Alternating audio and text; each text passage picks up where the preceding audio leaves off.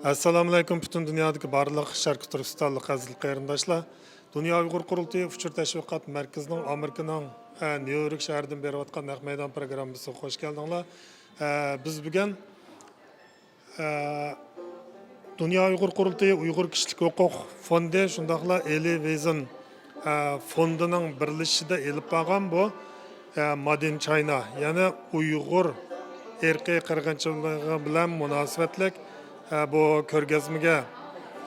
ko'rgazmada naq maydon taqdityapmiz. Hozir faoliyat rasmiy boshlanganligi uchun biyabsal varangchidan uning uchun kechirim so'raymiz. Shundaqdimi biz bu ko'rgazmani jamoat bilan tang ko'rib, tanishib chiqishga tirishimiz. Qani bu yoqqa mansaq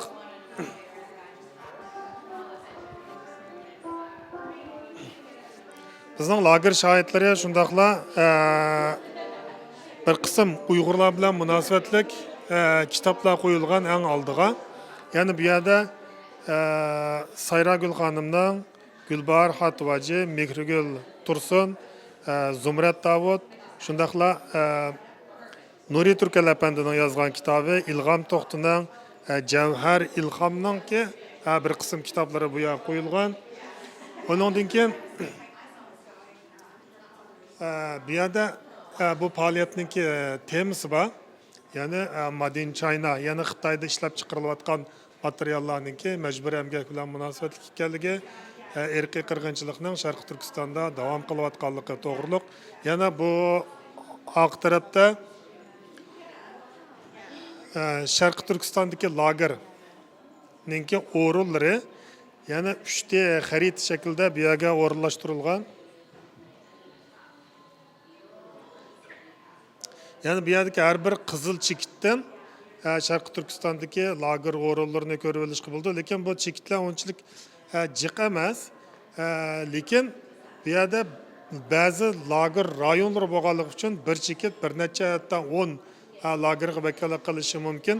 Bu yerda bu Avstraliya siyosat iqtisod tadqiqot markazininki chiqargan lagerning o'rinlari. Yani bu tarafga qaraydigan bo'lsak, yani 3D shaklda chiqarilgan mashinninki modeli bu. Bunga diqqat qilsak, odamlarning badani orqali bir mashinninki modeli yasab chiqilgan. Bu yerda mashinning chaqidan boshqa hamma yana odamning badani orqali o'rinlashtirilgan. Bu yerda yani mecbur emgak bozori, yani qulluq bozori degandek bir nom qo'yilgan bo'lib, bu yerdagi mashin bilan munosabatlik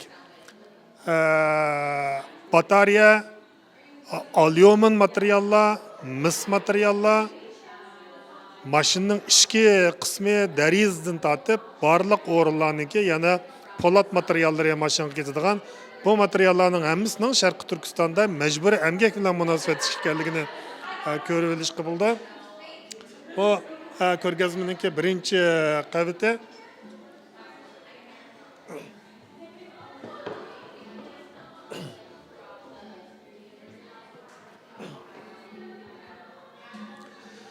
Yani Sharq Turkistonda hammamizniki dunyodagi eng dongli tatliq pomidorning ishlab chiqarilganligini bilamiz. Yani Sharq Turkistonda shu chet ellarda yasalayotgan ketchup, yani pomidorninki eng sifatligi Sharq Turkistondan chiqadi. Bu yerda maxsus mushuning atab qo'yilgan bir o'rin bor. Ko'rgazmamizni davomlashtirsak, bu tarafda yana Şinjan Saqchi arxivi nomli bu oshkorlangan hujjatlarniki bir qism suratlarini bu yoqdan ko'rgili bo'ldi. Yani bu yerda telefon shaklda qo'yilgan bo'lib, bu yerda tushuntirish bor. Lekin bu tarafda o'xshash kishilarni telefon orqali Uyg'ur erkiy qirg'inchiligini tanishga undalgan. Bu yerda lagerlarniki o'rinlari xaritadagi sun'iy amra xaritadagi o'rinlari ko'rsatilgan. Ko'rgazmaning bu tarafiga kelsak, yani nayt dağlıq boğan mecbur emgek. Yana Sharqi Turkistondan chiqayotgan paxta to'qimchilik mahsulotlarining hammasi o'sha majburiy emgakka bog'liq. Biz bilamiz 60% dan ortiq lagerlarning hammasida o'shundaq chet elga eksport qilinadigan kiyim-kechak, ya'ni hozirgi nurg'un dangliq kiyim-kechaklarningki avatish zanjiri, iste'mol zanjiri mushu Sharqi Turkistondagi paxta bilan munosabatli. Bu nihoyatda yaxshi shaklda mishaga o'rlashtirilgan. Ya'ni yaqin kelsak, buniki hatto to'xtamay tikilayotgan ovozni anglagan bo'ldi.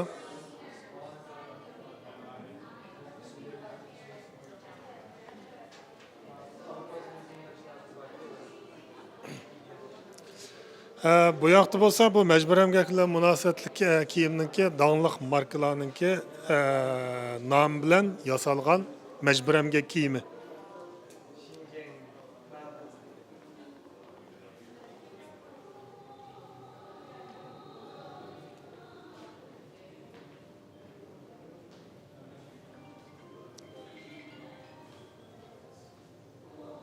Degan sifatda hayotda qarash bir ikki kishi bilan bir chaynak chayda o'tirib dunyo munosabatida bu bek qattiq o'char. Bu oxirgi ko'rgazma o'rin bo'lsa, Uyg'urlarniki madaniyati shundaqla lager mahbuslari. Ya'ni Sharqi Turkistonda eng qattiq og'ir zulmga uchrayotgan bu lager shohidlarininki, lager mahbuslarininki suratlari qo'yilgan. Yana bu yerdan nihoyatda cho'nqur bir kartinani, mazmunni ko'rib olib bo'ldi. İki tamda bo'lsa Uyg'ur madaniyati, chiqilgan uylar, buzilgan mahallalar, ya'ni teshlarda uxlayotgan kishilar bo'lsa, Uyg'ur madaniyatining bir kartasi. Ya'ni bu yerda Uyg'urlarningki hozirgi jamiyat ahvoli nihoyatda yorqin ham inchga kishini o'yga soladigan darajada yo'ritib berilgan. Bu tam qaraydigan bo'lsak, Uyg'urlar kim? Nomida Uyg'urlar tunishtirilgan. Yana har bir odam nima qilib beradi? Sen Uyg'ur irqiy qirg'inchiligi, Uyg'ur majburiy emgakiga nima qilib beraysan degan savol bilan bu ko'rgazma eng oxirgi bir savol bilan oyoqlashgan. Ya'ni ko'rgazmaning boshdan oyoq o'rlashtirilishi nihoyatda inchga, sipta, ko'rkam ham madaniyat, san'at birlashtirilgan holda o'rlashtirilgan. Bu faoliyat ya'ni ati bo'lgan Uyg'ur irqiy qirg'inchiligini to'xtat nomidagi 2 kunlik yig'inninki boshlanmasi bo'ldi. Bu Made in China, ya'ni Xitoyda ishlab chiqarilgan degan nomdagi majburiy emgak ko'rgazmasi Amerikaningki Nyu-York shahridan riyosatchi Baxtiyor Umar. Assalomu alaykum butun dunyodagi barliq Sharqi Turkistonlik qarindoshlar. Bizningki naq maydon programmamiz davomlashyapti. Hozir Dunyo Uyg'ur qurultayining hurmatli raisi Dolqin Aysa apandini ziyorat qilmoqchi. Hurmatli Dolqin Aysa apandi, bu programma bu ko'rgazma bilan boshlanibdi. Bu ko'rgazma nihoyatda cho'ng g'ulg'ul qo'zg'aganda qildi Nyu-York shahrining o'zida. Ya'ni bu bir san'at markazida elib berilgan bu ko'rgazma ekan. Siz bu Uyg'ur irqiy qirg'inchiligini to'xtat nomidagi bu elib berilgan 2 kunlik yig'inninki kimlar tarafidan o'rlashtirilgan, nima maqsad ketmoqchi, bu qaysi bo'limlardan tarkib topadi, bu to'g'riliq so'zlab bersangiz rahmat. Oludu bu dediğiniz gibi bu programımız bugün bir art galeride yani bir körgezme meydanda Uygur mecburi emgigini asas tema kılan bir körgezmeden başlandı. Çünkü Uygur mecburi emgigi bugün Amerikan Kongresi'nden bir kanun çıkan bir mesele ve dünyada mecbur emgek meselesi Avrupa'da olsun dünyanın köp caylarında mühim bir tema bulup ortaya çıkmadı. Bulup bu dünyada mecbur emgek meselesi tülgeliğine vakti Uygur mecbur emgeği asaslı gün tertip şekilde ortaya çıkmadı. Bizim hem de bu 2 günlük bir yerdeki yığınımızın asas temisi mi Uygur mecbur emgeğini tok tutuş, dünyayı bildiriş, dünyanın kandak bunun hareket götürüşünü. Evet Uygur mecbur emgeği dünyanın tarafından bilingen ama Amerika'dan başqa dövlətlər tərəfindən təxi bir qanun olub, bu məcburi əmgəkə çetişlik məhsullatlarının çəkiliniş basqıçına götürülmədi. Avropa İttifaqı qanun çıxdı, Amerikada çıxan qanun bilan sirləşdirəndə aciz. Məxsus Uyğur məcburi əmgəki emas. Çünki bunun üçün bu cəhətdə elib berişdə nurg'un işlərimiz var. Çünki Xitoy bugün dunyoga təhdid bo'lib atgan bo'lsa, Uyg'urlarga irqiy qirg'inchilik yurgizib atgan bo'lsa, Tayvanning milliy egilik butunlik huquqiga, territoriyasiga təhdid bo'lib atgan bo'lsa, Hong Kong demokratiyasini bichit qilgan bo'lsa, o'zining iqtisodiy kuchiga tayinib turib, Uyg'urlarning məcburi əmgəki selish orqali olgan foydasi bilan mushu kuchidan foydalanib dunyoga xiris bo'ladi. Demak, biz dunyoga sen Xitoyning mali bilan Xitoy bilan tijorat qilsang, Xitoy bilan savdo qilsang, Xitoydan mal alsang, buningdan har bir elingan bir xurishda Uyg'urlarning qinining bog'lig'ini unutib qolmasliging kerak degan biz bu signalni bermoqchi. Qilish orqali dunyoning va demokrat bo'lib, demokrat davlatlarning Uyghur mecburi emgekimizden yalnız dikkat qilish emas, bunu to'xtatish uchun Xitoyni iqtisodiy jihatdan ajizlatmay turib, Xitoy bugungi iqtisodiy kuchi bilan dunyoga ta'sir qilayotgan bo'lsa, uni ajizlatgandan keyin dunyoning diqqatini, dunyoning besimini jiddiy olgan bo'ldi. Shuning uchun 2 kunlik programmamizni mushu nima bilan boshladik. Buni o'rlashtirgan o'rnidan Dunyo Uyg'ur qurultiyi, Uyghur Kişilik Hukuk Projekti ve Eli Wiesel Fondi. Eli Wiesel Fondi'nin maddi yardımı bilen biz 2023 yılı buladığım bir fonda müracaat kılgan. Aslında biz bunu 12. ayda ötkizmekçi olgan ama Japonya'da ötkizgen Xalqaro Uyghur parlamenterler yığını bilen araladı bir ay vaqt qalğaçqa çünkü çoğun naytı təsir qozgaydigan bir program qilishimiz üçün qısqa bir vaqtın içinde adam gücümüzün çeklik olgan yetişemegeçke bunu sürdük. Demek en bugün başlandı. Bunun da dünyanın her qaysi devletlerden kelgen mutaxassislar bulup mu mecbur emgek meselesinde tadqiqatlarını yapıp bağlan, Adriazan o'xshaydigan, Lori Mofrek o'xshaydigan maxsus bu vaqtda ilmiy tadqiqotlarni yapıp bağlan mutaxassislar keldi, siyosilar keldi, kelip bunun paketlerini oturup qo'yish bilan birga siyasetçilerge, devletlerge özünün güçlük şekilde bunun ahamiyetleri, bu mecbur emgekning insaniyet keltirgan bala afetleri hakkında mı fikirler düşüdü. Kamp şahitleri kivatıdı bir yerge, faaliyetçiler kivatıdı. Şunda qilib 2 günlük bu yığınımız bilen dünyanın dikkatini, çünkü New York birisler dünyanın iqtisadi merkezi, Wall Street müşahede demek Xitoy bilan tijorat qilayotgan shirkatlar gibi olsun, siyasetçiler gibi olsun, artistlar gibi olsun, Xitoy bilan munosabat bo'lgan insonlarga aniq bir şekilde Xitoy bilan bo'lgan tijoratni to'xtatishing kerak degan signalni bermoqchi. Sormoqchi bo'lgan savolimga javob berib oldingiz. Amaliyotda shu Washingtonga o'xshash dunyoning siyosiy markazida emas, New Yorkda iqtisod markazida shu faoliyatni qilishdiki maqsad siz degandek abayqi dunyoga mecbur emgakni to'xtatish to'g'risida uchur berishga hamda Dunyo Uyg'ur qurultiyi hozirgacha nurg'un davlatlarda sotlarni ochdi, Uyg'ur sotiga o'xshash. Buningdan keyingi dunyoda mecbur emgakni to'xtatish uchun yana bir nishon nima Dunyo Uyg'ur qurultiyining? Bu to'g'riliq bir so'zlab bersangiz.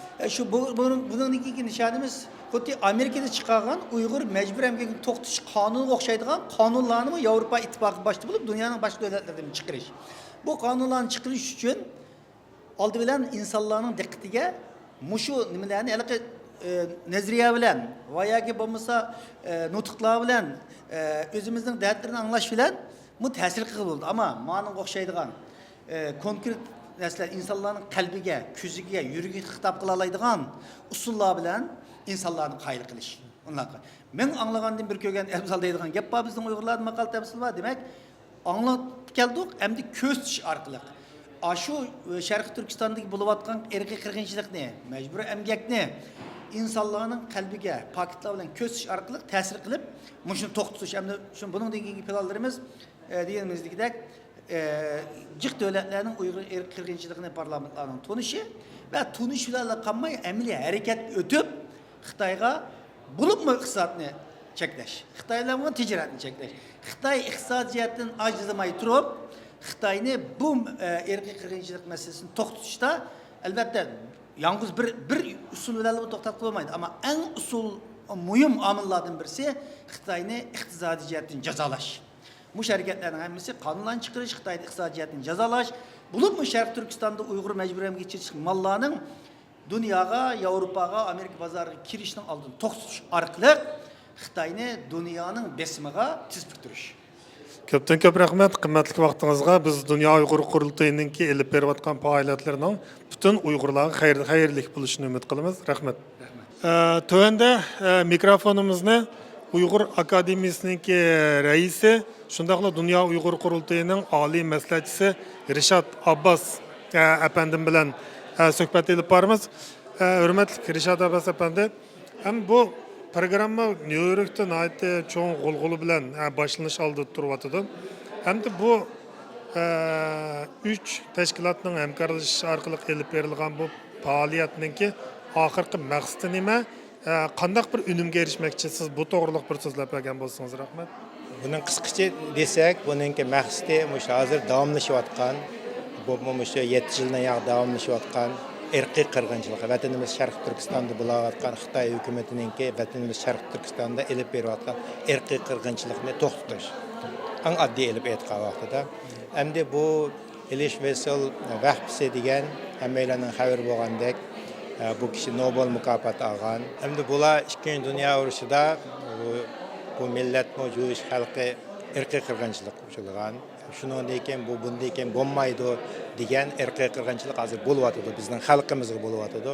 Shunlashqa bular biz Uyg'urlar bo'lgan hissiyat bilan hamkorlik bilan shu Dünya Uyg'ur Qurultayi va boshqa bizningki Uyg'ur inson huquq tashkiloti shularga yordam qilib, biz Uyg'ur xalqiga yordam qilib shu 2 kunlik faoliyatni, endi buni yana 2 kunlik faoliyatni boshlashdim. Bugungi bu ko'rgazma şu resimler arkalı, emli resimler arkalı xalqlarga texmi bir yaxshi tushuncha bo'lsin degan maqsadda bugungi resim ko'rgazmasi ham ertaga 2 kun bu ilmiy muhokama yig'inining maqsadi ham shu irqiy qirg'inchilikni to'xtatish. Hamda hozir irqiy qirg'inchilik deb nurg'un masalan 8 dan ortiq davlat parlamentlarda hukumat taraflaridan irqiy qirg'inchilik deb buni Uyg'ur sudimi xabaringiz bo'lgandek Uyg'ur xalqiga Xitoy hukumati irqiy qirg'inchilik va insoniyatga qarshi jinoyat elib bordi deb hukm chiqardi. Bu gaplar bo'layotdi, lekin bir amaliy bir to'xtamayotdi irqiy qirg'inchilik. Shunlashqa bularning maqsadi shunga o'xshash bir cho'ng bir faoliyatda ilmiy muhokama yig'inida mutaxassislarni, dunyoga tanilgan mutaxassislarni, akademiklarni chaqirib akilib, irqiy qirg'inchilikni qanday to'xtatamiz degan maqsadda. Hurmatli Zumrat Davud xonim, siz bir lager şahidi hem Uyghur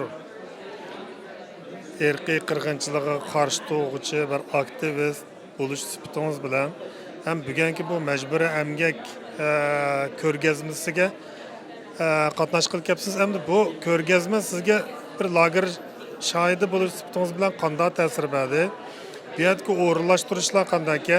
Siz o'zingiz bir shaxsiy o'zingizniki lager şahidi bo'lish sifatingiz bilan o'zingizning shaxsiy bir o'zingizning kallangizga kelgan tunji yoki eng cho'nqur fikrni so'zlab bergan bo'lsangiz rahmat. Bo'ladi. Men bugun yig'inzalik gapni nihoyat hayajonlandim. Chunki men vatandan oxirgi qatim chiqqan Uyg'ur hisoblanaman.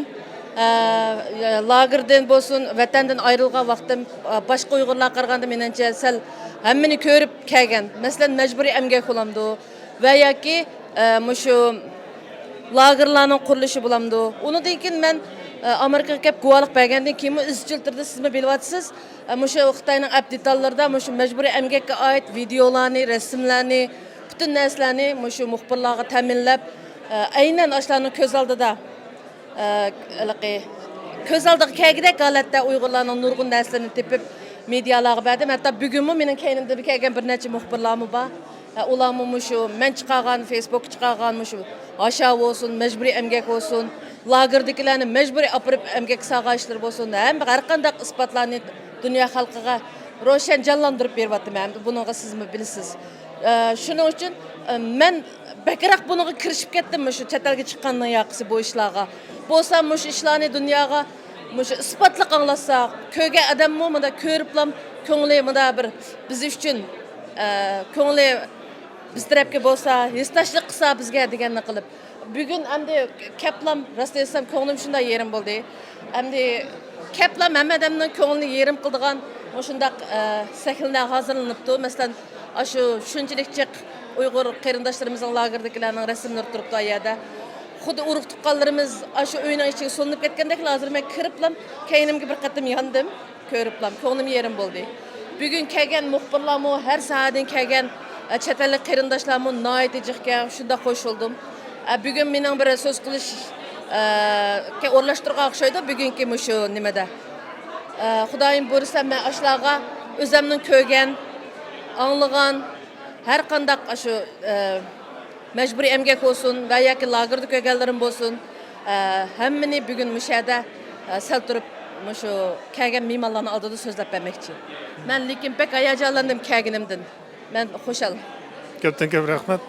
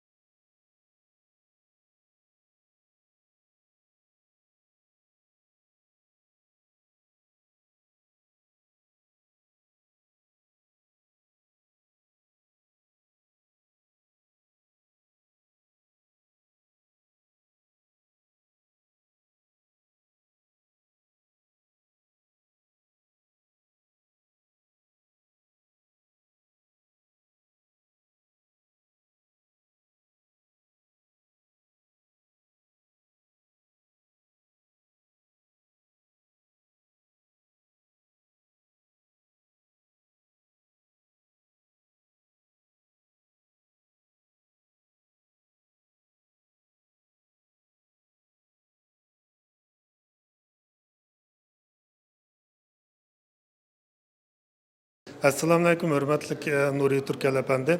Hem de Uyghur irqiy qirg'inchiligi bilan birga bu Uyghur mecburi emgiki dünyada başka milletlarninki, başka xalqaradagi, başka yerlerde bo'layotgan mecburi emgekninki oldi da hem o'zidagi Uyghur mecburi emgekidan başka dünyanın başka yerdagi mecburi emgeklarni to'siydigan bir pozitiv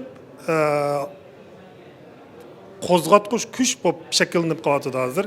Chunki Uyg'ur majburiy emgak tilga ilingandan keyin dunyodagi boshqa yerdagi majburiy emgaklarni tang to'xtashga majbur bo'lyapti. Ham bu bir marka shakllangandek majburiy emgak faqat Uyg'urlarga qaratiladigan bir xil alayda ahvol kelib chiqyapti hozir. Bu nuqtadan aytgan chog'da siz ham bir advokat, hukumat xodimi hem kişilik hukuk qo'g'dug'uchisi bo'lib bilan dünya bu mecburi emgakni to'xtatish uchun nimalarni qilish kerak? Sizga bugungi bu ko'rgazma qanday bir ta'sir berdi? Bu to'g'riliq bir so'zlab bergan bo'lsangiz rahmat. Aldı bilen bu New York'taki bu bir qancha kunlik faaliyetini maliye, manevi jihatdan destekleyen Elie Wiesel Fondi Cemiyeti'ne minnettarligimni bildirme. Ondan başka bu partner, bu birlikte hemkarlaşkan Dünya Uyghur Kurultayı ve Uyghur Kişilik Hukuk Projektideki sebdaşlığa çin kalbimden minnettarligimni bildirme. Bunçilik bir faaliyetlerini uğurlaştırış, şu ko'rgazmani tayyorlash bir oson ish emas. Endi men hozir shu ko'rgazmaninki bir bo'lagida turib ikki xil his tuyg'uda bo'lyapman. Birinchidan men 94-yildan beri dastlab baxmagan tug'ilgan yerim, kindiqinim to'kilgan Qashqarga borgandek his bo'lyapti. Mana ko'rinayotgan bu ko'rinishlar shu Qashqarning burungi hayotini, hozirgi fojialik ko'rinishini namoyon qilyapti. Bundan başka bu resimlerdeki biz bir günah toplama ceza kamplarına solinip ketken qarindoshlarimizni görüp bularning nima gunohi var, bizden nima farqi var, biz bir yerde erkin yaşattığımız bularninki hayatı veyran bo'ldi, aileleri bozuldu, insani gurur depsende oldu ve kaçan bu zindandan çıkışını bilmeyi ve de hayatını kurban kılıp yaşatkan bu qarindoshlarning bu simasını görüp ko'nglim nihoyatda meyuslendi ve bir açık doğagandek bir his bo'lyapti. Endi sizin sualınıza kelsek, Uyghur meselesi hazır xalqaradagi şu geopolitics meselesi de bulup mu Amerika Xitoy arasidagi bu davom qilayotgan raqobat tusini olgan bu talash tortishda bir halqılık bir meseleге aylanib qoldi. Ben bu halkılık mesleğe aylanıp bazıdaki bir tırnak içindeki bir meşhur mesleğe aylanışını hem icabi hem selbi taraftan görmem. Selbi taraftan başlasak bu genocide bombagan bolsa ve Uygurlarmı özününki ana vataniga ega olub, özünün xalığan siyasi tüzüm bilen müstakil bir hayat geçirelgen bolsa, bundaq genocide, bundaq teşviqat, bundaq körgezme qilishni majit olmaydı. Endi dünya cemaatçiligi mushundaq bir facialik ahvol bilan Uyghur meselesini tonib yetyapti. Uyg'urlar duch kelgan bu milliy qirg'inchilikni tonib yetyapti. Endi ijobiy tarafiga kelsak, endi mushundaq bir bedelninki natijasiga, mushundaq bir qurbon berishning natijasiga dünya cemaatchiligi bu texnologiyadagi raqobat masalasi bo'lsin, yeşil texnikadagi hozir masalan bu elektrik maşininin bataryası deyli, quyosh energiyasi elektrik chiqarish asboblar, aslihalar olsun ve shamol energiya olsun, şu dünyadaki hozir atlag'an renewable energy deydi. Yeni davrdagi shu energiya manbasinin Uyg'ur qirg'inchiligiga, Uyg'ur majburiy emgakiga taqashqanligidan bu bir strategiyalik davlatlar orasidagi hatta şu de-risking, riskni azallashtirish degan Yevropa Birligining prezidenti o'tirib qo'ygan şu shuarninki, şu siyosiy mavqeninchiligi muhim bir gavdalik masalaga aylandi. Endi bu sebepten siz degandek bu Uyg'ur qul emgak masalasi, mecburi emgak degan yumshoq til, bu qulluq emgak masalasi. Bu qulluq yangi zamondagi bu qulluq hareketi sizni menimi hammamizni bulg'agan. Chunki biz iste'molchi bo'lish sifatimiz bilan bizni bilib bilmay shu qulluq emgakning natijasida bozorga silingan tovarlarni ilish majburiyati qildik.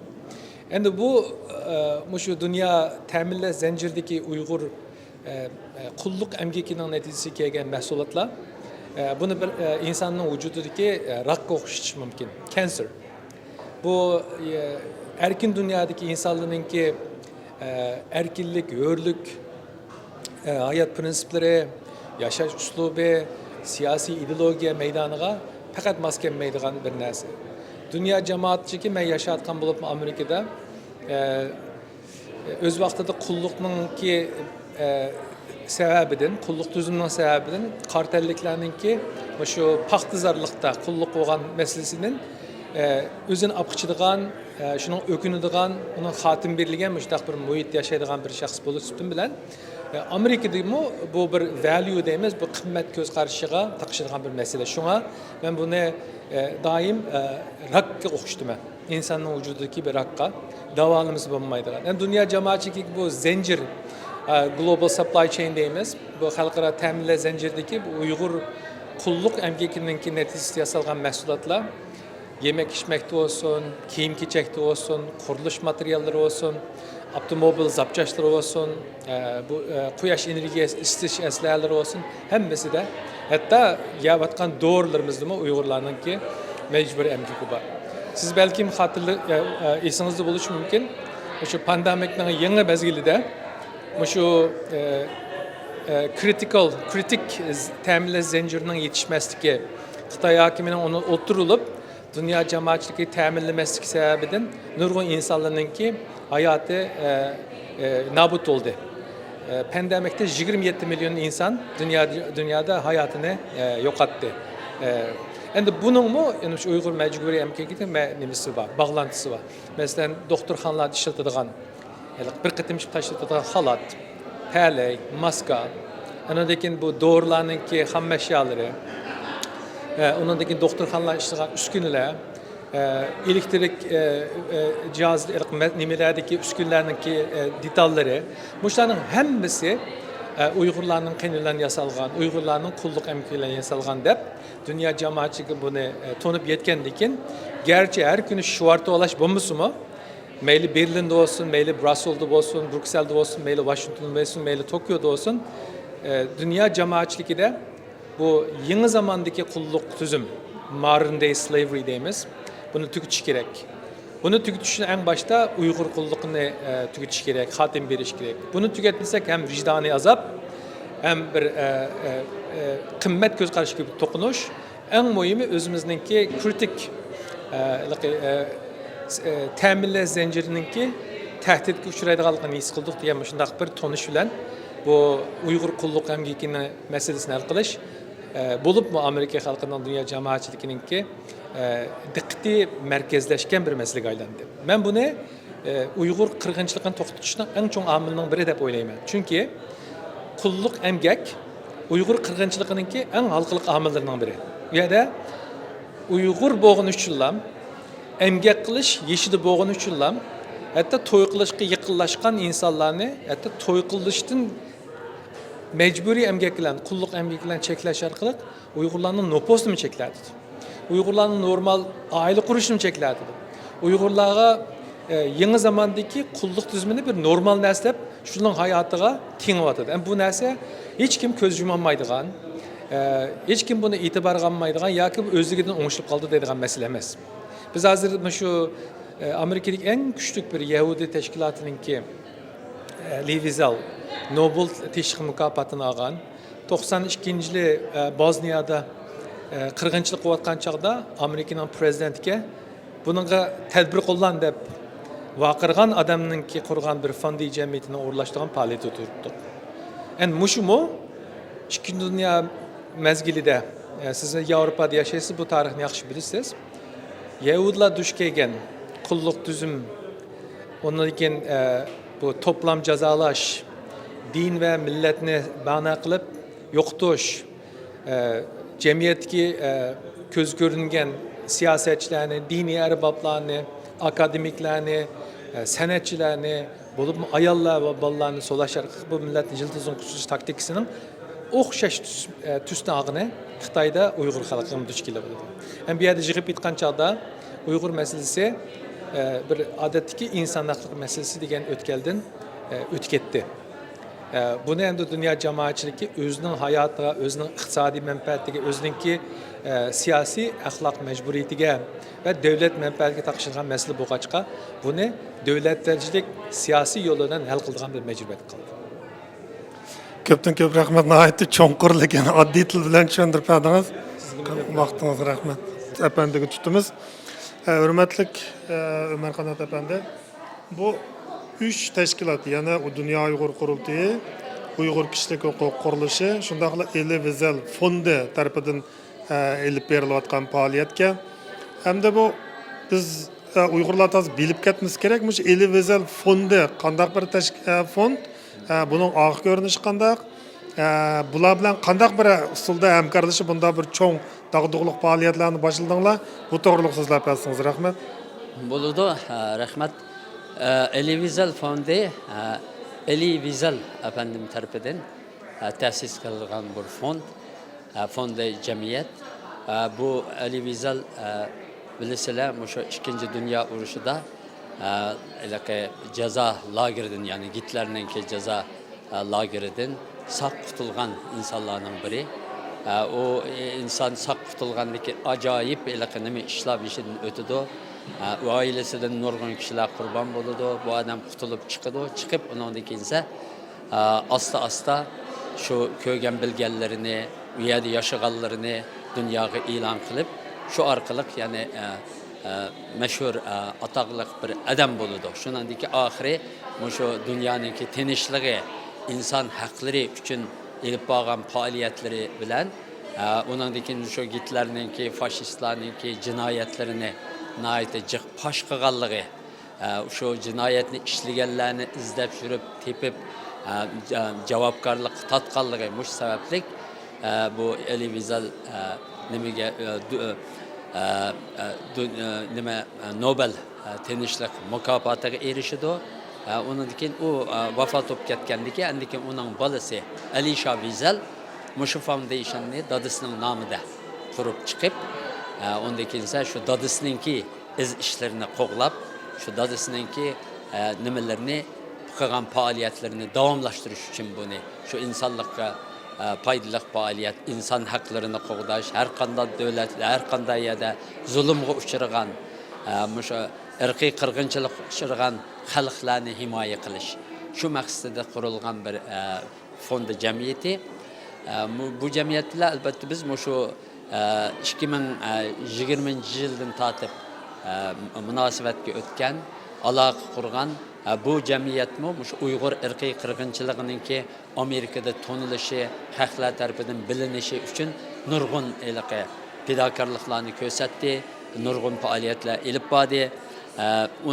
Bo'libmi masalan 2021 yili bilasizlar shu Birlashgan Davlatlarning ichilishida so'z qildi Alisher Wiesel shu Birlashgan Davlatlar Tashkilotining ichilish nimasida murosimida yig'inda so'z qilib shu birinchi shu nimasini Uyg'urlar uchun Uyg'urlarning masalasini shu Birlashgan Davlatlar Tashkilotida ko'tarib chiqdi. Shu chaqda bizni alayda chaqirib nima deyishim kerak, meni Birlashgan Davlatlarda shunday ichilish marosimida so'zlash uchun meni taklif qildi. Nima deyishim kerak, sizlarning taklifinglarni deb shu chaqdan bir munosabat, bir yaxshi bir nima qurildi. Uningdan keyin masalan nurg'un necha yuz ming dollar pullarni xarjlab bu tashkilot shu Amerikaning cho'ng matbuotlarida, gazeta masalan New York Times degan yomon cho'ng gazeta, u yerda bunda bir kalimalik bir gapni e'lon qilish necha ming dollar bo'ladi. Tam sayfada birinchi betidan shundoq cho'ng butun bet e'lon berdi. Shu Uyg'ur irqiy qirg'inchiligini tonishtiribdi. Shu Dunyo Uyg'ur qurultiyi, kishilik huquq qurilishi va Uyg'ur harakatini birlikda mushlarni qilib bu bir mandatchi aytgan chog'da bir bayonot e'lon qildi shu nimada. Umumiyat cho'ng nima qo'zg'adi Amerika xalqiniki, chunki New York Times degan bo'libmi bu cho'ng gazeta, bu gazeta nihoyat e'tiborli gazeta, bu gazetani nurg'unlagan siyosatchilar o'qiydi endi. Shularninki bizning quloqiga shu qo'yilgan bir nima bo'ldi. Shu gazetning e'loni cho'ng ta'sir qo'zg'adi. Shundan keyin birlikda bir faoliyat qilaylik deb shundan keyin shu faoliyatni planladik. Alayida bu fondi jamiyati pul ayırdı, Dünya Uyghur Qurultiyi va kishilik huquq qurilishiga shu faoliyatni shundoq bir cho'ng bir xalqaroliq bir yig'indi. Qanday qilib irqiy qirg'inchilikning oldini ola olamiz? Bu nima nihoyatda muhim bir tema. Uningdan keyin bo'libmi bu atlikki bo'lgan konferensning temasi shu asosliq Uyg'ur majburiy emgakini markaz qilgan holda bu yerda nurg'unlagan mutaxassislar so'z qiladi. Undagi nurg'un siyosat odamlari qatnashadi buningga. Shunday qilib Uyg'urlarga yurgizilayotgan va davom qilayotgan bu irqiy qirg'inchilik shunda davom qilayotgan bir nimada bu qanday qilib masalan Uyg'urlar buni qarshi turishi kerak, qanday qilib o'ziniki Xitoy hukumati albatta Uyg'urning tilini, madaniyatini, milliy kimligini yo'qotish uchun tirishayotdi. Shunda bir sharoitda qanday qilib o'zining milliy kimligini saqlab qola oladi. Buningda albatta bu Yahudi jamoatining tajribalaridan foydalanamiz. Ular o'zining tajribalarini aytadi, qanday qilib ular 2000 yil masalan shunday o'zining milliy kimligini saqlab keladi. Shu bu tashkilotninki nimasi shu muhim bir tashkilotlarning biri Amerikadagi fondi jamiyatlarininki boy bir nima jamiyat albatta nima fondi jamiyati shu asosan.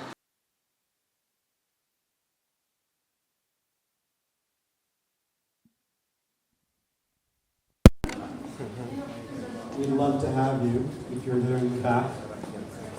I'm just going to give people a moment to come join us.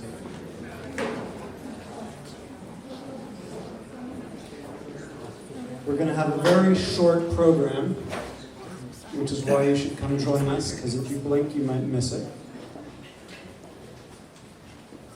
I want to thank everybody for taking time out on a Tuesday evening with such beautiful weather outside to be in here with us as we confront one of the most underreported, probably the most underreported human rights violation on the planet. Underreported in its scale, with between 1 to 2 million Uyghurs being detained for no legitimate reason at all. They pose no threat to anyone, but they are being detained in concentration camps, and I don't use that word lightly.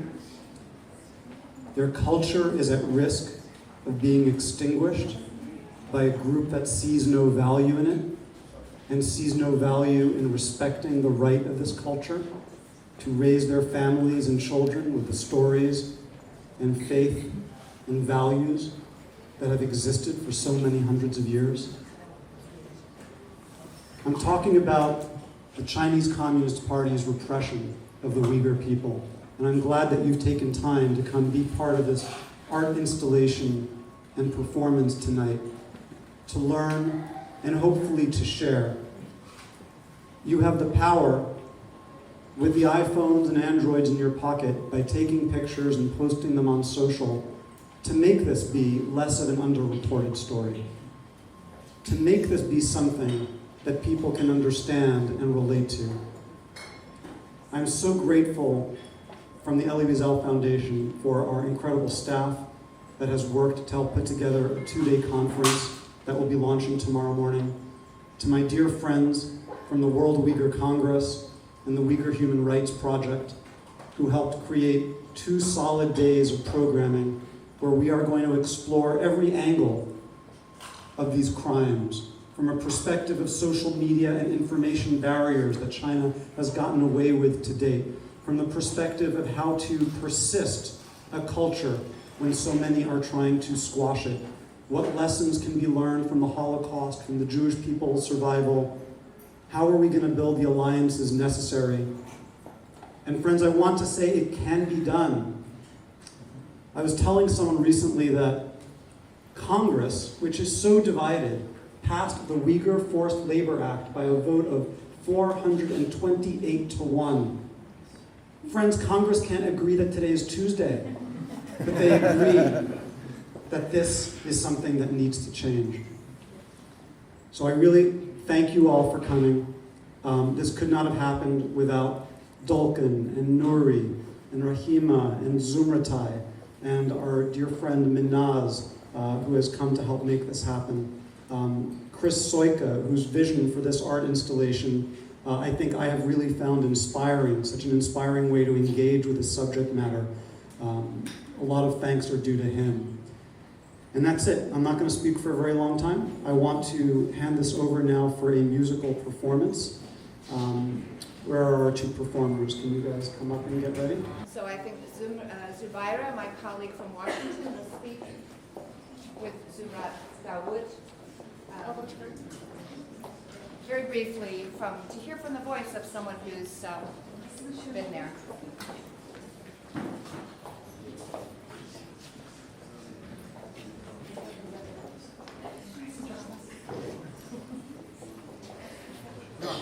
Salam jığınğa kelgen barlıq qarindoshlar. Men Zumrat Davud. Uyghur jaza lager shahidim. Assalamu alaikum, everyone. My name is Zumrat Dawood. I am a camp survivor. Vatanimda Xitoyning zulmini tatib, nurg'un narsalarni ko'rdim. Ham uning guvohi, ham shohid bo'ldim. Endi buni butunlay deb o'tsam vaqt masalasi. Shuning uchun men butun ko'rganlarimni shunchalik yig'inchoqlashga tirishaman. I have lived and experienced under Chinese repression. I have witnessed many atrocities, but since due to time constraint, I will be very brief and I summarize what I have witnessed. Men Uyghur, 3 farzandim bor. Mening yo'ldoshim Pakistandan. 2018 3-ayning 31-kunisi jazo lageriga elib ketildim. 62 kun jazo lagerida o'tkazdim. Tutib turildim. I have 3 children. My husband is a Pakistani man, and I was arrested on March 31st, 2018, and I spent 62 days in a concentration camps. Albatta u yerda ko'rganlarim bizning Uyg'ur xalqining beshiga kelgan kulfatlarga, lager ichidagi nurg'un narsalarga shohid bo'ldim.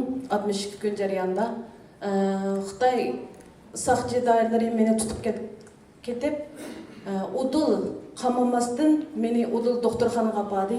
Opirib u yerda ustimdan ostimgachilik meni hamma a'zoyimni tekshirdi oldi boshlab. I have witnessed many horrific situations in the concentration camps. However, Chinese authorities, before they took me to the concentration camps, they arrested me and they took me to hospital first. They did very thorough check on me from top to down. Ularning orasida kichik qizlarmi bor, qeri mo'maylarmi bor, cho'ng opashlar. Endi kichik qizlargami iliqi betiplik apparatini ustidan tekshirmay, osti tarafdan betiplik apparatda ayollarning aciz yerlariga betiplik apparatni tiqib turib tekshirgan ahvollarni ko'rdim, cho'nglargami, yoshlargami. Among the arrested and the detained, there are little girls, very old ladies, and many other people, just all age of women. I have witnessed the hospital authorities checked on the little girls, which is that checking on private parts supposed to be done to adults. But even little girls were thoroughly checked by using the kind of equipment, like B type of equipment that directly checked on the private parts of the little girls. Şunun bilan shunchalik tozligi nachar, inson yotmag'idek holatda bir qamoqxonada ba'zida 20 dan cho'p ketimiz, ba'zi 30 dan cho'p ketimiz adamga qo'ysa, ashunchalik holatda qistilishib yetib 60 kun hayotimni shu menejerlik yerda o'tkazdim.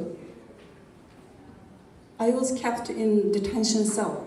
It's very dirty, extremely dirty and unimaginable, and overcrowded situation. Sometimes there are 20 people, 28 or even more. It's always overcrowded situation. Qo'saq to'yg'idek tamoqmi berilmaydi. Faqatlam shu Xitoyning gapi bo'yicha shifan shuning bilan qattiq muammo. Anadan keyin xohlagancha qon oladi, xohlagancha vaksina deb bugul uriladi bizga. Ular bugulning va yoki vaksinani qon ilishlarning nima sababdan bizdan bu ishlarni bo'lib bizga qildiganligini biz so'rashga mumkin emas. Ular xohlaganini qiladi. There was not enough food. We always be given a rice soup and very hard Chinese bun. And also they always do, they take blood samples from us. They administer unknown medicines. And also they do whatever they want. They give us some kind of medicine and we don't know what is that for. 62 gün şu yer buldum. O yerdeki ayollarning hammamizning biz Uyg'ur ayollari azaldan uzun chash qo'yishga bizning madaniyatimizda shunda shu Uyg'ur ayollari azaldan Uyg'ur uzun chash qo'yamiz, ham o'rib yuramiz. Cho'ng kichik har qanday Uyg'ur ayollarining chechini kirgan kuni silam kesib tashlandi.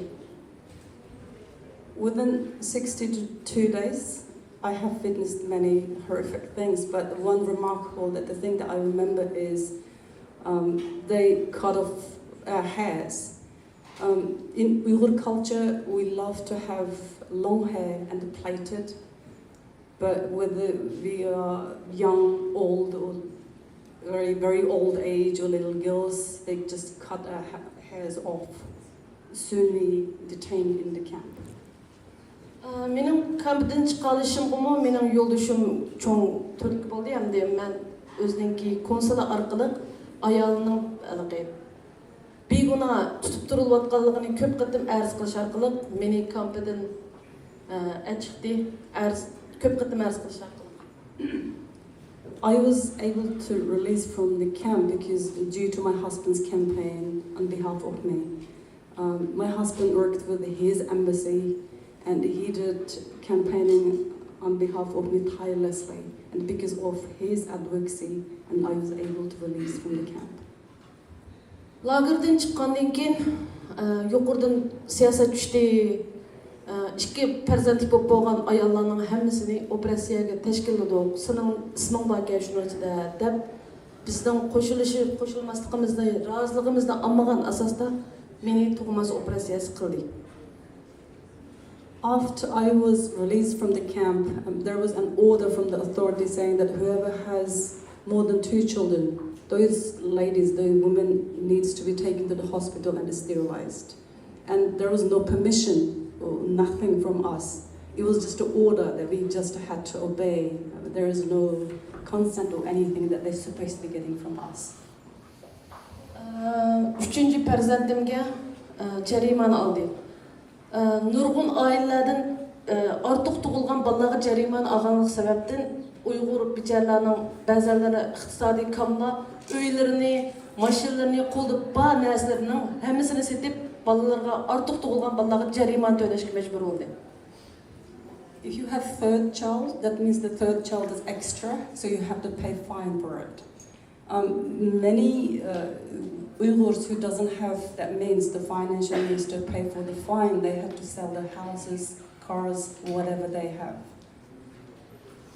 Men sağ-salamat yo'ldoshimning yurtiga berib tuqqan yo'qlash sababi bilan pasportimni noyiz tasdiq etib, burun 2000 shu tutilishdan burun ep bo'lgan Amerika vizasi bo'lganligi uchun Pakistan orqali Amerikaga keldim. Kelib nurg'un uchurlarning, ya'ni bu Amerika tarafda bizning vatandagi aniq uchurlarning nurg'un kam ekanligini bilib, men chidab bo'lamadim. Masalan, 1 million Uyg'urlar kampda deganda gaplar. U 1 million emas, endi uningdan mijiq. Hatto tuqqanlarim, qo'lim qo'shinlarim hamma sahadagi mening tonishimning orasida 70% Uyg'ur bo'lmagan ahvol ostida bu hargiz 1 million emas, uningdan ko'p. Shunga bu gap menga bek ta'sir qilib, men zodi guvohlik berish yo'liga mangdim. Chunki tutilib ketgan Uyg'ur bekchiq. After my husband, because of visiting my husband's country, for that reason, I was able to leave from the country. I had American visa before in my passport, and with the reason of visiting my husband's country, and I was able to out. And I went to Pakistan first, to my husband's country. After Pakistan, we came to the United States. After I came to the United States, I realized that there are not enough information, and the disinformation even, about what's happening to Uyghur people. And I heard that there are 1 million people detained in the concentration camps. In reality, to me, it's very less, because just in my neighborhood, my known people, among my relatives, over 70% people was all gone or disappeared. And how could it calculate as 1 million? There was definitely more. After I learned that less information or disinformation, I decided to talk about what I have been through and to testify whatever is happening to my people. Guvohlik men kelib 9-oyning 27-kunisi, ya'ni shu New York shahrida cho'ng bir guvohlik qatnashdim. 10-oyning 11-kuni mening dadamning o'lib ketgan xabari bir xalso qo'shnamning undidori orqali menga yetib keldi. U xalso qo'shnamning deyishicha, dadamni saqchiqondan tutib akitilgan ekan.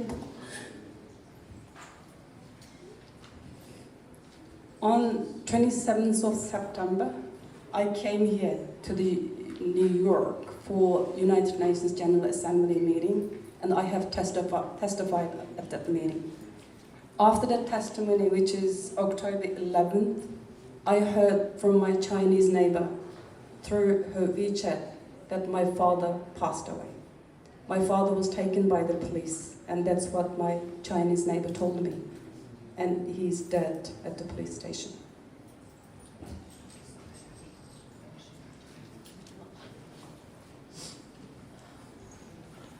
Menga eng mushu ta'sir qilgan ish mushu Amerikada nurg'un yolg'onchash do'konlar bor ekan. Har bir qatim kirsam, shu kesib o'tilgan chechimishning orasida bormidi, shu tuqqanlarimning chachlari bormidi deb o'ylayman. Bultur nurg'un yolg'onchashlarni Jungodan kirib Amerika tamojanasida tutilib qoldi. Men endi bu Amerika hukumatining bu nimaga sal qaramaganligidan naytimi qo'shildim. Each time I go to the shops, when I look at the fake hair, the many ladies use, I always think that does hair come from the concentration camps where my hair was cut off. And later I heard that the American authority did confiscated, banned some hair products that export into New York. And I was glad that some action was taken. Dep gelsem gepim tügümeydi o. Netçik keç gündüzlergece olunub ketişi mümkün. Şu her qandaq guvalıqlarımız. Men hazırca gepni qısqartay. Meninki guvalığımga tepsili erişmekçi bolsаңlar, bunu iki kitapta mening bütün hikayem to'liq yozilgan. Bu kitap Amazon bazarlarida bor. Mush kitap orqali inchika tepsili guvalıqlarga erisha olasizlar. Eng oxirida sizlarning bizning Amerika Uyg'ur jamiyatini qo'llashinglarni umid qilaman. Rahmat. If I testify, if I could talk about what's happening to Uyghurs and to myself, it will take very, very long time. There are many days and nights. But I will stop here. If you would like to learn more about what's happening to me and my people, you can order these 2 books through Amazon, and there are detailed information about what's happening, what has happened and what's happening to us. Thank you. I really love you to support Uyghur Americans. Thank you. Thank you.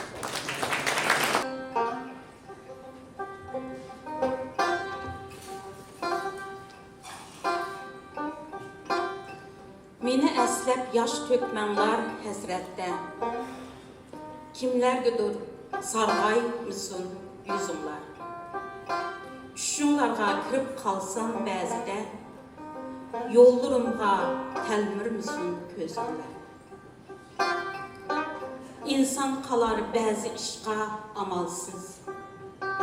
Rəncimənlər başqalardan menidə.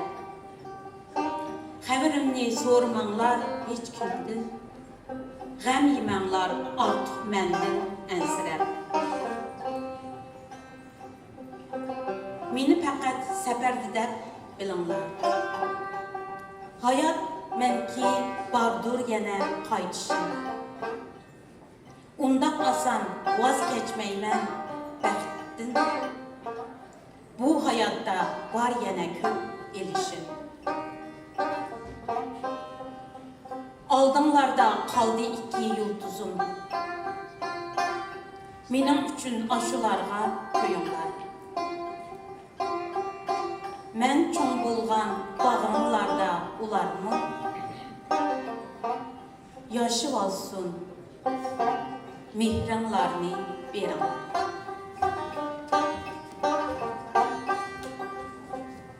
Assalomu alaykum butun dunyodagi barliq aziz ko'ruvchilarimiz. Dünya Uyg'ur qurultiyi Fuchur tashviqot markazining Amerikaning Nyu-York shahridan berayotgan naq maydon programmasiga xush keldinglar.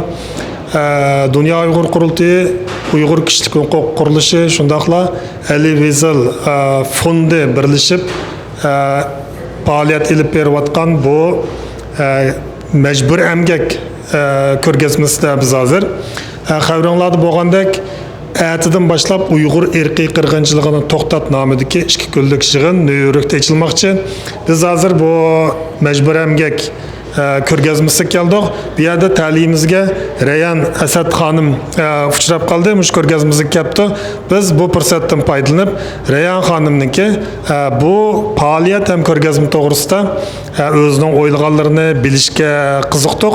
Hurmatli Rayan xonim, bu ilib berilayotgan majbur emgak to'g'riliq faoliyat sizga qanday ta'sir berdi? Buningki Nyu-York jamoatiga bo'lgan ta'siri qanday bo'lishi mumkin? Bu to'g'riliq so'zlab bergan bo'lsangiz rahmat. Rahmat. Bu bir New-York birilqi bir financial mesela bir New-York bir iqtisodiy markaz bo'lishi sababidan ham bu Chelsea degan mushu rayon birisi bu san'at rayoni deb atıldı. Nurg'unlagan artistlar, mesela şu biz televizyonlarda ko'riladigan nurg'unlagan actress, mesela danliq adamlarımız müşterek ko'rib ketib turadi. Shunga mesela New York'da emas, balki şu Chelsea degan mushu rayonda alayda tanınib, mushkil ko'rgazma içilishning nihoyat ahamiyati yuqori deb qarayman. Birinchidan, masalan, bu haqda nurg'unlagan xabarlar bo'ldi. Demak, bugun biz bu nurg'unlagan odamlarning kirib ketganligini ko'rdik. Ba'zilari balkim Uyg'urlarda bo'layotgan bu xil irqiy qirg'inchilik haqida yaxshi biladigan fuqarolar bo'lishi mumkin yoki ba'zilari yo'ldan ketayotgan odamlar nima bu qaysi xil ko'rgazma deb diqqatini jalb qilgan bo'lishi mumkin. Lekin hamma odam masalan ba'zan Jingodan kelgan masalan o'quvchilarmi kiribdi. Ammo shundan his qilganda demak bu Uyg'urlarda bo'layotgan bu qirg'inchilikning texnik xalqaralashganligini ham mesela şu New York'ta adeta bir iqtisodiy, mesela bir güzel shahar deb qo'yamiz. Mesela Washington asosan bir political, mesela siyosiy bir shahar deb qaraymiz. Shundan bir shahardami, demak inson haqlari haqida shunda bir muhim bir ko'rgazmaning bo'lishi bu Uyg'urlarning masalasining texnik xalqaralashmaganligini hamda normal fuqarolarning Uyg'urlarda bo'layotgan majburiy emgak ishtirishda shu her xil company larni çoxum ularning majburiyatini sürüştü qilish jarayonida masalan odatiy fuqarolarning nurg'un roli bo'ldi. Shunga menimcha bu ko'rgazma nihoyat yaxshi bo'ldi. Hamma o'rinlashtirish shunday go'zal. Har bir yerda bir ma'no bor. Masalan har bir tamda Uyg'ur kim, nima bo'lyapti, bizning madaniyatimiz. Masalan bu tamga qarasak bizda dikim shu mesela 2 milyondaki adamlarımız aşağıda yatıyordu. Adamlar tuyuqsuzlar bu son emas, haqiqiy insonlar ekanligini bir xil tuyuqsuzlar ularni ham ko'z oldiga kelgandan. Shunga menimcha bu New York shahrida bo'lingan bu faoliyat haqiqatan ma'nolik ham New York fuqarolarini bu ishdan keyin masalan xalqaro xabarlardami, masalan New Yorkdagi xabarlarga cho'qim chiqdi. Hamda odatdagi fuqarolarning engida bir o'zgarish bo'ldi deb qarayman. Ko'p rahmat. Hamda Amerika hozir Uyg'ur majburiy emgaki to'g'risida nihoyatda ko'p xizmatlarni qildi, shundaqli qonunlarni tuzdi. Siz bir kishilik huquq advokati bo'lish sifatingiz bilan bundan keyin Amerika yana qanday xizmatlarni qilish kerakmish majburiy emgakni to'xtatish uchun? Bu to'g'riliq so'zlab bersangiz. Bu mecburi emgak degan, mesela xalqaro qonunda cheklangan, ham bu Amerikaning mesela tarixida nihoyat bir dog' qolib qolgan bir xil inson haqlariga bo'lgan bir xil tajovuz deb qarasak bo'ldi. Shuning uchun Amerikaning mesela bu haqda alayda bir mesela yo'l ochganligini boshqa davlatlarga bu yerda bir majburiyat bor Amerikaning o'zining tarixining silishtirgan holatda. Shunga hozir bu qonunni chiqardik. Lekin bu qonundan yo'chiqlardan foydalanayotgan nurg'unlagan Jingodagi shirkatlar bor.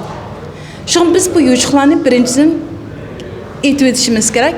Ikkinchidan qanday qilib bu shirkatlar bundan foydalanyapti degan haqida texmo izlanishimiz kerak. Masalan, nurg'unlagan shirkatlar bevosita Amerikaga mal-mulklarni kirgizmagan ahvolda Yevropalardan kirgizyapti. Masalan, bunday ahvolda qanday qilib unga javob qaytaramiz degan haqida shu qonunning ijro qilguvchilari texmi yaxshi qilish kerak deb qarayman. Hamda oxirgi savolim bu yerda majburiy emgak irqiy qirg'inchilikni hozir butun dunyo biladi, lekin nurg'un faoliyatlar qilindi. Hamda har bir Uyg'ur nima qilish kerak sizningcha? Buni bir taklif bergan bo'lsangiz rahmat. Mening masalan nurg'unlarimiz vatanimizning sirtida yashayapmiz. Men shu necha yilda eng ta'sirlangan odamlarimiz yana vatanimizga odamlarimiz. Shu vatanimizdan masalan shu masalan Jingoning har xil medialarni qo'llanib turib, ashad bo'layotgan azaplarni dunyoga anlatdı. Ba'zileri hatta atalarının resmini aldı, yığılab turib hech qanday gap qilmay anlatdı. Ba'zileri shu dengiz shirkatlarida ishlayotganlar bir xil Uyg'urlarning azapli naqshlari orqali nimalar bo'layotganligini anlatdı. Shuningdek, demak, vatanimizga xalqimiz qig'idagi ishni qildi. Butun kuchini orqali o'zining beshiga kelayotgan harakatlarni anlattirdi. Uning o'zi bir aktivist, uning o'zi bir qaysarlik ruhi. Biz shu ahvol ostida masalan aktivistlar emas, advokatlar emas, masalan muxbirlar emas, butun shu dunyoning shu har davlatlarda yashayotgan har bir Uyg'urning buning uchun bir harakat qilish majburiyati bor deb qarayman. Har birimiz azroq kichik bir ish qilsak, nurg'un ish qila olamiz. Chunki har birimizning tunish doiramiz o'xshamaydi. Ba'zilarimiz o'quvchi, ba'zilarimiz shirkatda ishlaymiz. Masalan, eng oddiysi bir shirkatingizga xizmatlashingiz bilan so'zlashib, bo'layotgan ishlarni anlatib, ularning do'stlari bor. Mesela ben şu nimedimi? Mesela hazır ben meşeriki artistlar bilen, mesela ressamlar bilen tanışıyordum. Çünkü bularning her xil tanıştırıp biz anlatamadık neçin yağı, şuna mı Uygurlar hakkında. Şuna hammamiz özümüzün kasbida turib, özümüzün şu yaşayotgan muhitimiz turib qanday bir ish qilamiz. Men shu necha o'qigan bir maqola shunda ta'sir qildi. Bu bir Yahudilarning bir donliq odamning degan gapga. Ayni vaqtda shu Yahudilar bo'lgan qirg'inchilik hargizmi biz u yerda bu yerda so'zlab qo'yganligimiz emas, hammamiz butun dunyo xalqi shu kashlik tomoqlarda to'xtamay ashini tilga olgandan keyin andin oyoqlashdi degan. Demak, bir irqiy qirg'inchilik degan oddiy bir ish emas. U hargizmi bir inson haqlari bunda ishlab o'tdi degan emas. Bir millatning ruhini, bir millatning butun kuchini yo'qotmoq demak. Ammo shunday ahvolda demak, o'sha millatning har bir a'zolari harakat qilgan vaqtda, nay kichik harakatlar qilmoqda, hech bo'lmaganda shu masalan Uyg'ur guruhlarini azroq qo'llashning o'zimi bir yordam deb qaraymiz. Shundan keyin men hammalarning buningda azroq harakat qilishini umid qilaman. Hem men shu Uyg'ur Germaniyadagi Uyg'ur yoshlarning quvvatgan ishlarini bek suyundim. Ular shu social medianing haqiqatan kuchini bek yaxshi foydalanib Uyg'urlar bo'layotgan ishlarni yangi bir yangi bir adamlarga anlatdı. Özünün yaşığı düştük, mesela küçük, mesela yaşlığa anlatıyordu. Mesela bu işlerin özü demek hemimizden yaxşı oylansaklar nurgun işlerini kılalaydıqalığımızı bildirdi. Biz advokatlar ben kanunun gücü arqılıq bir narsa qılaman. Demek hemimiz bir nurgun işlerini kılalayımız. Bu yerda bir inaqlıq, birbirimizni qo'llash. Şoň men bugün bu nima ko'rgazmaga keldim çünkü bu bir New York'ta şunda bir yaxshi ma'nilik bir ko'rgazmaning bo'lishi menimcha Uyg'urlar uchun haqiqatan ruhiy jihatdan nurg'ulgan oziq bo'ldi. Men bugun nihoyatda xursand bo'ldim. Rahmat. Qimmatli vaqtingizga ko'pdan ko'p rahmat. Aziz ko'ruvchilarimiz, Dünya Uyghur Qurultayı Futur Tashviqot Markaziniki bu 17-18 aprel elib berilgan Uyg'ur irqiy qirg'inchiligini to'xtat nomidagi naq maydon programmasi davomlashadi. Atlikka atigan soat Amerika vaqti 9:20 da ko'rishaylik. Rahmat.